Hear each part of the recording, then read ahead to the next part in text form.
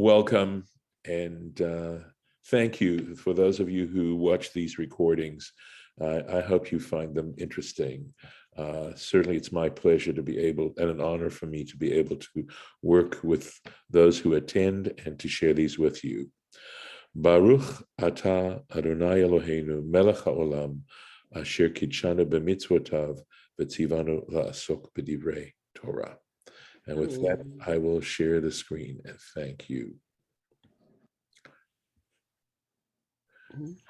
So we had started this campaign, reading about this campaign against the Midianites for what had happened. This actually was an incident that happened after at the end of Parshat Bilam. And according to tradition, it doesn't say this explicitly, it's only alluded in a sense that Bilam gave Balak, king of Moab, the advice of what to do. And Moab and Midian, of course, were they had a treaty at that time. They were working hand in glove. And Balaam told Balak that if he got the women to seduce the Israelite men and to have them before they were able to fulfill their lusts, that they needed to bow down to an idol, Moabite idol or Midianite idol, that this was not something that would actually go well with the power above. And this is in fact what they did. And in fact, I believe it was 24,000 Israelite men died in a plague as a result of this. And so this is the battle that we're talking about to, in fact, avenge what had happened here. Because if you think carefully about the way in which this was, the strategy involved to seduce the Israelite men, this is really, in fact, against God. That's how this is understood. So we had read yesterday how 1,000 of each tribe were mustered and to prepare themselves for this particular battle. And we'll pick it up at verse 6 here. Excuse me. And then the Rashi on that. Vayishlach otam Moshe, Moses sent them, 1,000 to a tribe, latzava, for service, that is military service. Otam ve'et Pinchas, that is to say, those 12,000 mentioned, ve'et Pinchas, and now we add to this Pinchas, and that also you'll see has to do why Pinchas, ben Eleazar, son of Eleazar, HaKohen, the priest. Remember, Aaron had died, and Eleazar was now the high priest, Latzava, to serve in the army. Uchle HaKodesh, and the holy vessels, V'chatzotzrot HaTruah, and the sounding trumpets were in his, literally it means were in his hand, And Rashi's going to comment on that too. So, excuse me. Okay. Otam ve'et Pinchas. That is they, and this is all these people, right? These 12,000 people, plus we were told the Levites also participated in this. They were not left out. Ve'et Pinchas and Pinchas. Magid, so this informs us, this verse, Shaya Pinchas Shakul Keneged Kulam, that Pinchas weighed as much as all the rest, how important he was in this particular campaign. And he weighed the equivalent amount to all the others. Umipnei ma halach Pinchas. So Rashi asks a question. Why was it Pinchas who went along in this capacity? Velo halach Elazar. And Elazar, his father, was not. His father was the high priest. So why wasn't it Elazar who went to take care of this spiritual side, you might call it, of the battle? Why didn't he go? Why was it Pinchas? Amar HaKadosh Baruch Hu. So literally, of course, we could translate it as said the Holy One, blessed be He. But we also know, very well know, that the word Amar can also mean to think or to have in mind, right? So the Holy One, I'd like to translate this as the Holy One, blessed be He, had in mind, Mi shehitchil b'mitzvah sheharag kozbi batzur yigmor. Because Pinchas was, what happened was that, and this is all at the end of Parshat Bil'am, a prince of the tribe of Shimon, and this, I believe it was a Moabite or a Midianite, forgive my poor memory, if you want to check out on me, Princess Kozbi Batsur, and she, I think it was a Midianite princess, but you can check it out on me. But she was certainly one of the nobility of those, went and in grand electu, went in front of Moses and Elazar, etc., to commit this act. And Pinchas took a sword and killed them both. And that stopped the plague. This plague was going on, things were going crazy, and this is what caused the plague to stop. And that's what Rashi is referring to in this particular section here. Davar acher, another interpretation. Shahalach linkom nikmat Yosef, because he went to, this is Pinchas, went to avenge the revenge of Joseph. In other words, where Joseph had some, this is Joseph, of course, many years earlier. Avi Imor. How is Joseph related to Pinchas? He was the father of his mother. He was the father of Pinchas's mother. Shene'emar, as it states in Genesis, it looks like chapter 37. There it is, Hamadanim machru oto, that the Medanites sold him being Joseph in that story. And the fact that they sold Joseph into slavery was the reason why Pinchas wanted to be involved and felt a need to go at this particular time. I will tell you that this Parsha of Mattot raises all kinds of questions, that some of which are very difficult to deal with. Of course, we could ask ourselves, they sold him into slavery. Here are their descendants so many years later, and here they are being killed. All right. So it's not a simple explanation by any means. All it's trying to say, I believe, or to tell us, is why Pinchas. It isn't the issue of taking it out on the Midianites.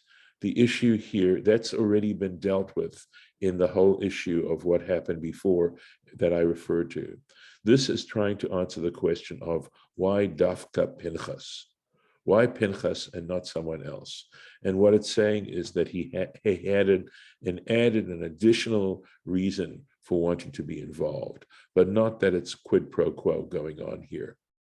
So Rashi's telling us that this is found in the tractate Sota, page 40. Ve'inyan shahaita imo shel Pinchas, Mishel Yosef. And how do we know that his mother was, the mother of Pinchas was from Joseph? Shene'emar, it states, this is that Elazar, his father, married, Mi benot Putiel.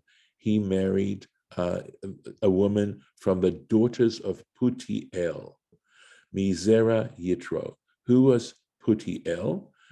He was from the seed of Jethro. That's what it's saying here. Shepitim agalim la'avodat elilim. Why? Because here we go. It says he fattened calves for idol worship. So we're saying his genealogy. So in other words, Pinchas is descendant from Jethro on one side, okay? Umizera Yosef, and also from the seed of Joseph, Shepit Be-Yitzro. So you see this play on words with Pitem and Pet, right? And we So that's how we get a sort of three-way derivation here. Okay, because it says from the daughters of Putiel. So they're identifying Putiel as Jethro on one side, and Joseph and Pitpet Bit Yitzro means he argued with his desires. And this, of course, is referring to Potiphar's wife, the incident of Potiphar's wife, where Joseph overcame his deep desire. He actually was very, very, very tempted to engage with her and to be seduced by her, and he was able to overcome his deep desire to do that. And we talk about that as pitpet beyitzro. That's the expression that you use. In other words, that you're arguing with this instinct of yours to go ahead and commit this act. So, davar acher, another interpretation, shahaya mashuach milchama. That is to say, that he was the one anointed to, this is, by the way, the most rational and simplest of the reasons, that there was a priest who was the high priest, and he was anointed as high priest. There was also a priest that was anointed to go out in battle with the Israelites, and he was known as Mashuach, anointed milchama, for battle, and that Pinchas was, in fact, had that title at that point, and so he had that commission, and that's why he went, which is, of course, the simplest of explanations. But it's interesting that Rashi takes us through some other interpretations to give our minds an opportunity to do some thinking.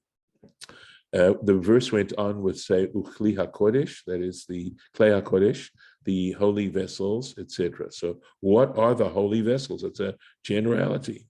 So Rashi tells us, Ze Ha'aron, that is referring to the ark. Interesting. V'hatzitz, and the gold, this tzitz was this gold frontlet, this fringe that the high priest wore on his forehead. You may recollect pictures we had of it. Remember, it was gold, and it had the words Kodesh Lashem, sanctified to God, written on this ornament that went on the priest's forehead. And he goes on to, this is some real interesting stuff here. Shahaya Bil'am, this Bil'am, remember, was a sorcerer. He was this heathen prophet, but also a sorcerer. That Bil'am imahem, that Bil'am was along with them. Bil'am went into this battle with them. Mafriach malkei Midian, okay? And he was able to cause the kings of Midian to fly, right? To actually fly bakshafim through his sorcery. Through his sorcery, he was able to make these kings fly, all right, in the air. V'hu atzmo poreach imahem, and he himself was flying with them, right? So this is, I realize, this is stretching our credulity, and I don't have a ready interpretation to understand this in a way that isn't literal, but I think we just have to use our imaginations here. Her'alahem et hatzitz. So Pinchas would show them this tzitz, this frontlet, this piece of jewelry, Shahashem chakukpo, on which the divine name was engraved. Vehem noflim, and they would fall. So that was the purpose of taking these holy vessels, and I think we have to look at it from the point of view of people absolutely believe. There are people who believe in sorcery. There are people who practice sorcery, and the nature of that is antithetical to a belief in a divine creator. And I think, from that point of view, I can understand, or try to understand, the deeper meaning of what's going on here. But okay, let me just finish this off, and then if there are comments, I might comment just a little bit more along these lines. Lachach ne'emar, and Rashi brings a verse to support this interpretation, and it states later, al chalalehem. It refers to on their the people that were killed. Okay, the Malchei Midian. That is regarding that these kings of Midian fell on the ones who had been killed in battle. Shenoflim, because these kings were falling al hachalalim, on the victims, on the people who had died in battle, min ha'avir, from the air. V'chein beBilam, and likewise we read in connection with Bilam, it states ketiv el chalalehem. It says on their slain, people who were slain, the Sefer Yehoshua, in a different place in the book of Joshua. So we have this particular expression, and this description of what was going on is supported by the words that are here. This is difficult stuff. There's no doubt about it. And trying to understand what this is saying. And the way I try to engage with this is, rather than saying stuff and nonsense, I'd rather say there's something being said that has a much deeper meaning than I'm capable of understanding at this particular point. I think it was possibly Rabbi Akiva who says in Pirkei Avot, never say you'll never understand something, because someday you may understand it. So I have to say that obviously my own credulity is being stretched here, but I try to at least see some deeper level of meaning going on here that it's trying to inform me of. But, I don't expect every single secret that the Torah possesses to be open to me at every moment, that it's a matter of working away slowly at it and trying to gain greater understanding. And in that regard, I'm going to change the subject slightly and say that I never really understood Hashem Elokeinu, that expression, that is, the expression for God expressed in the Tetragrammaton, and then the fact that Eloheinu is in the possessive case, that it means our Elohim. This became clearer to me. I believe I have a clearer understanding of what we mean. When we talk about Hashem, Adonai, right, we are talking about a belief in a divine, transcendent being. There are many people who believe in a divine, transcendent being. But just believing in a divine, transcendent being isn't the whole story. The whole story is, if you believe in this divine, transcendent being, for want of a better expression, what's your relationship to it? And that is where Eloheinu comes into play. And the Eloheinu is the element of mitzvot, of commandments. That the commandments are the way that when you actually do what you can to perform divine commandments, you are making Adonai your Elohim. So when you say Adonai Eloheinu, you're saying that you understand and you are doing everything you can to actually perform mitzvot. And that is how significant that is in defining Judaism and the religion of Israel. And that's why we say Adonai as simply a declarative and Elohim as a possessive, because the Eloheinu is that element that defines our relationship and how seriously we believe in Adonai. Because frankly, if you really believe in Adonai, then acting with Adonai as your Elohim actually is a logical connection. So again, I didn't understand this. I could not have said this to you possibly 3 months ago, but this was a clarification that happened relatively recently. And I'm just giving you an example of how things sometimes become clear, even though they may be puzzles to begin with. We'll unless there's a question or a comment, I will go ahead with the next verse. Back to our subject. Let me make sure I have everything. Okay, yep, that's it. Onwards. So there's another here. That's Joshua chapter 13. Beyado, it said it had the holy vessels and these trumpets in his hand, and we can't take that literally. And Rashi explains birshuto. What that means, when it says in his hands, it means in his possession. And he gives, in other words, it was under his control. V'chein, and likewise, b'midbar kaf aleph, we're talking about Numbers chapter 21, vayikach et kol artso miyado, that he took his entire territory from his hand, is what it's saying there. But what it does mean, of course, is from his control, from his possession. And if you think about it, possession, the notion of possessing something, has much more to do with the amount of control that you exercise over that particular object or those objects than anything else. So the word, as I've explained many times, yad, the word hand, is a metaphor, and it's a metaphor for control, that we use our hands to control the environment around us. And likewise, for example, feet have to do with movement, with going from one place to another, and our ability to move around and be in different places. And I'm going to stop right here I'm going to stop the share. And if any of you have any questions or comments, Golda, I'm sorry, I didn't see your hand No, up. I just put it up. Okay.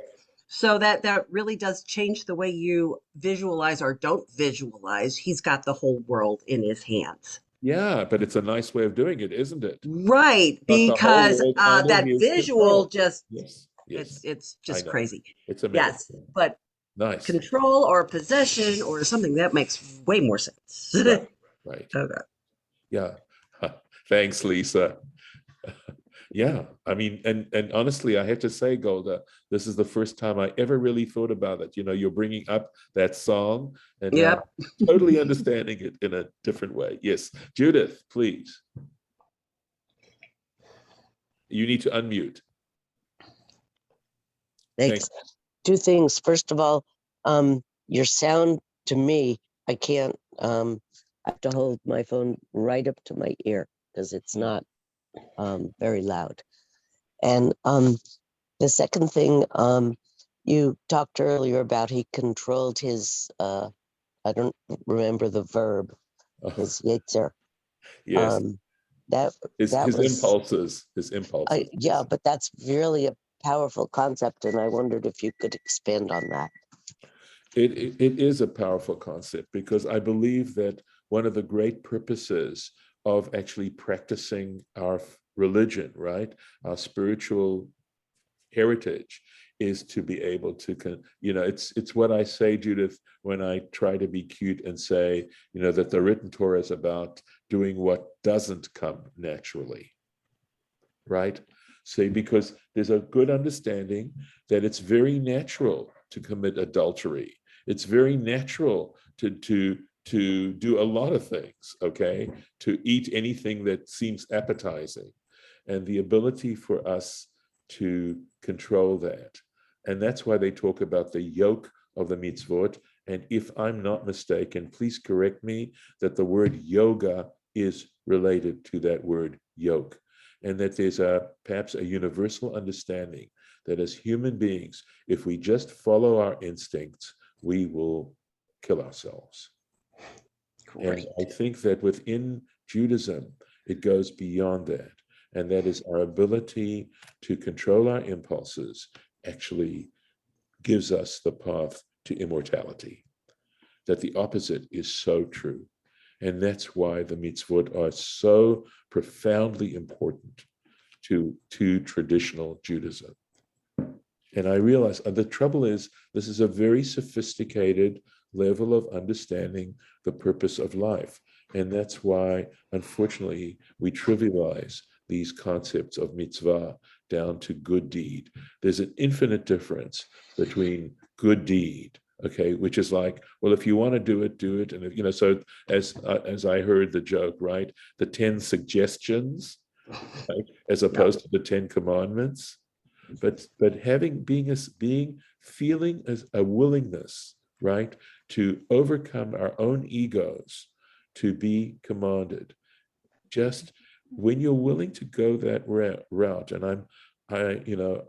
I've tried to become less stubborn, and that's the Pharaoh, right? That's the Pharaoh in the story, and the liberation from Egypt is being liberated, our personal liberation from the Pharaoh inside of all of us. And it's incredible how applicable this is. And hopefully I don't sound too preachy, but it's people don't understand this. You know. I'm having I've always had issues with the possessive God and that, but I've come recently to, instead of divine God, I've coming to divine good, which I know is going to be, you won't agree with that, but that the good things that we do and the things that we go towards good makes the divine in all of us very happy. So of course there's, okay, if first of all, if I'm even understanding what you're saying properly, okay, I do not want to go away from a concept that God is real, I'm the one that's not so real. Okay, partially because I'm so temporary, and because I can't even explain my own consciousness, that there is a level of existence, that is a real, quote, quote, level of existence that supports all of reality that I'm experiencing now. And the best explanation or metaphor that I can use is that, in a sense, God is thinking us.